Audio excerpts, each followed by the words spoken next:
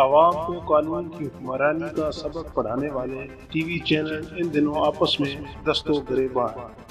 Jio news کے programme capital talk کے میزبان حامد میر نے پروگرام میں گفتگو کرتے ہوئے کہا کہ منگل کے اخبارات میں خبر ہے کہ ایک ٹی وی چینل پر 99 کروڑ روپے کی ٹیکس چوری کا الزام ہے۔ ڈان نیوز نے بڑے واضح انداز میں خبر دی ہے۔ اس طرح کے معاملات میں یہ نہیں دیکھنا چاہیے کہ یہ فرد یا ادارہ حکومت کا حامی ہے یا مخالف ہے۔ اگر نوٹس درست ہے تو یہ معاملہ صرف 99 کروڑ کا نہیں بلکہ 5 ارب روپے کا ہے۔ دی نیوز کے صحافی مہتاب حیدر نے اپنی ایک سٹوری میں کہا کہ ایف بی آئی نے تحقیقات کے بعد اے آر وائی کو نوٹس دیا ہے۔ یہ 2013 کی اسسمنٹ ہے جس پر 2019 کو نوٹس جاری ہوا۔ اے آر وائی نے ایک کمپنی پاکستان جبکہ دوسری متحدہ عرب امارات میں بنا رکھی تھی اور ڈاکومنٹ میں یہ شو کیا کہ انہوں نے ایک کمپنی بیچ دی ہے جو مختلف اشیاء ایکسپورٹ کرتی ہے، اور اس میں موقف ظاہر کیا کہ کیونکہ وہ چیزیں ایکسپورٹ کرتے ہیں اس وجہ سے ایکسپورٹ پر کوئی ٹیکس نہیں ہے۔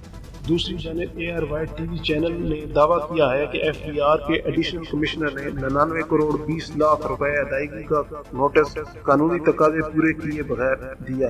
چینل کا کہنا ہے کہ انہوں نے قانونی وکیل کو دیگر میڈیا گروپس بشمول جیو، ڈان اور ایکسپریس ٹرائبیون کے خلاف من گھڑت خبریں شائع کرنے پر قانونی کارروائی کی تجویز دی ہے۔